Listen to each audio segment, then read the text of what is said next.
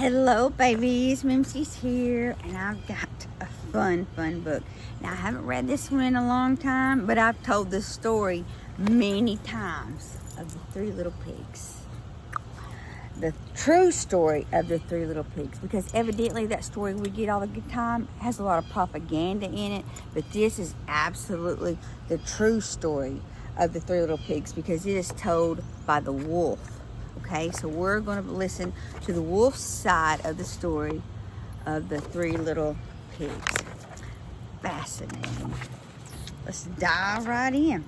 So, everybody knows the story of the three little pigs, or at least they think they do.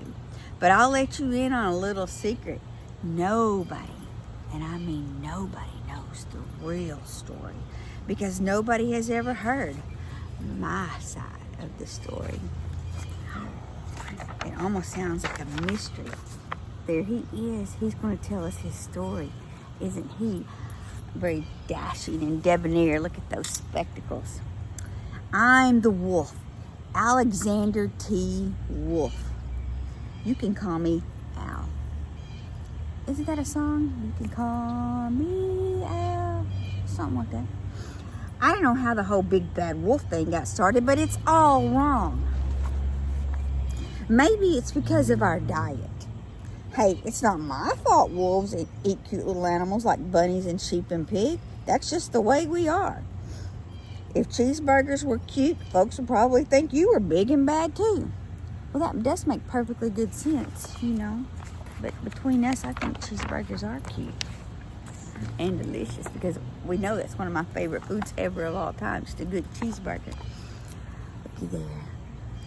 But like I was saying, the whole big bad wolf thing is all wrong. The real story is about a sneeze and a cup of sugar.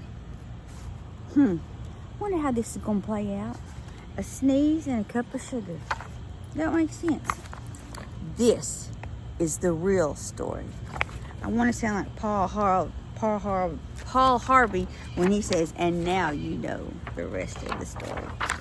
Big double page of pictures. Oh yeah, looks like he's cooking up a snacky snack. Way back in Once Upon a Time, I was making a birthday cake for my dear old granny. I had a terrible sneezing cold. I ran out of sugar. I hate when that happens. I hate to run out of stuff and you have to go to the store and buy it. So I walked down the street to ask my neighbor for a cup of sugar. Now this neighbor was a pig, and he wasn't too bright either. I don't think pigs often are. Boo, pig. Suey. And he had built his whole house out of straw. Can you believe it? I mean, who in their right mind would build a house of straw? Look at that. Especially, look, that looks like on the plains. If you know anything about the plains, there's lots of wind out there. Of course, the minute I knocked on the door, it fell right in. Of course it did. I don't want to just walk into someone else's house, so I called, little pig, are you in? No answer. I was just about to go home without the cup of sugar for my dear old granny's birthday cake. Pitiful, pitiful. That's when my nose started to itch. Ooh, mine's kind of itching now too outside. Everything's dusted. You could lay on the ground and make snow angels in the pollen. I felt a sneeze coming on. Well, I huffed. And I snuffed. And I sneezed a great sneeze.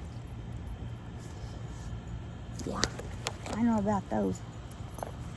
Old Mimzie's got to cross their legs when they sneeze those great sneezes. Know all about them. And you know what? That whole darn house fell down. And right in the middle of the pile of straw was the first little pig.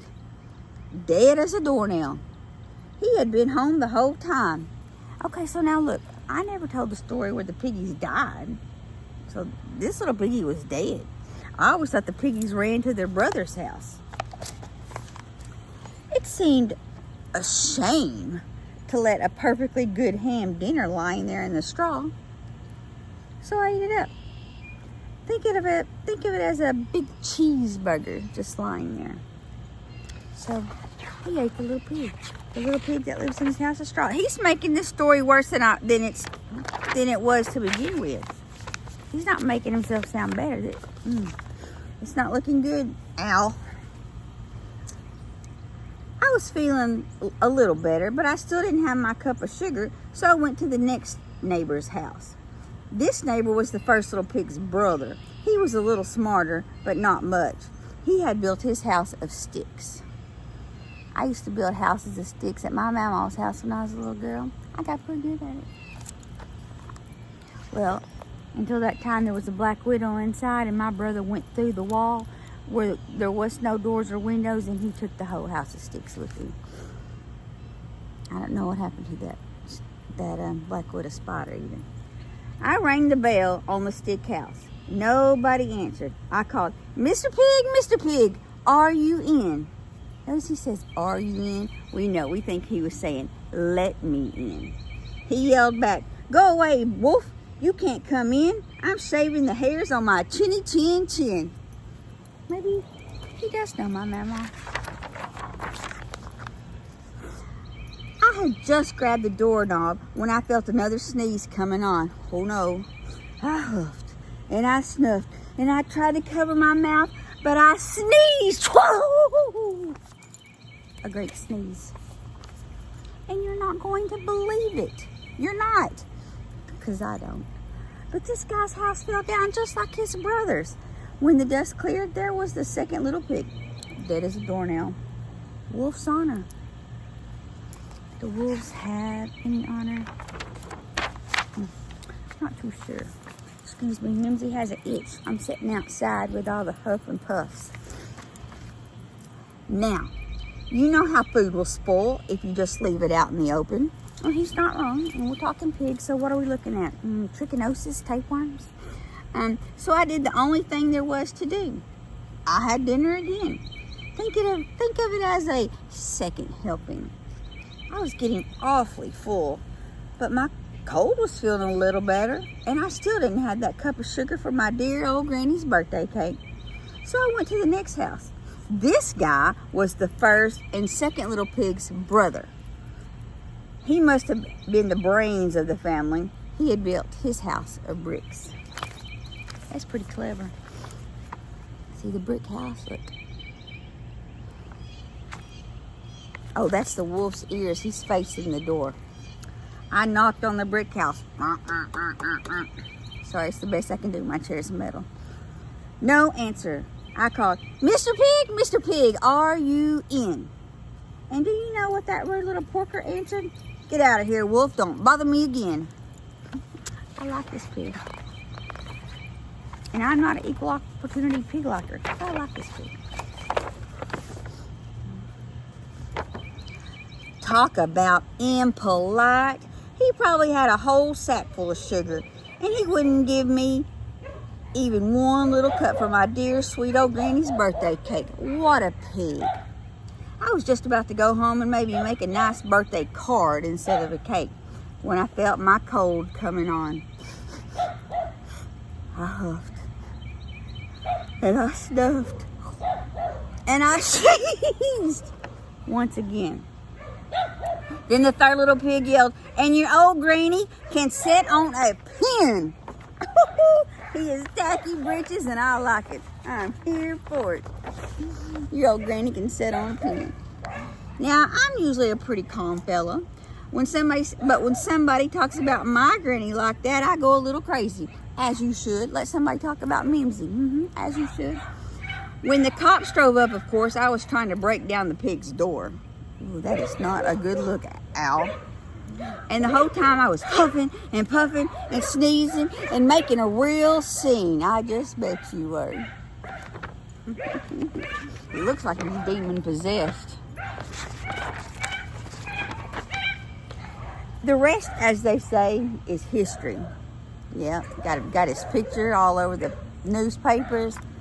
The news reporters found out about the two pigs I had for dinner.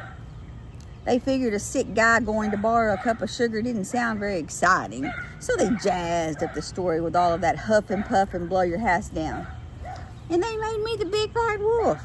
That's it. The real story. I was framed. I think all the bad guys say that. They all say that they were framed. But maybe you could loan me a cup of sugar? The end. I hope you liked the true story of the three little pigs, because I think it was a great time. And just don't forget, Mimzie loves you.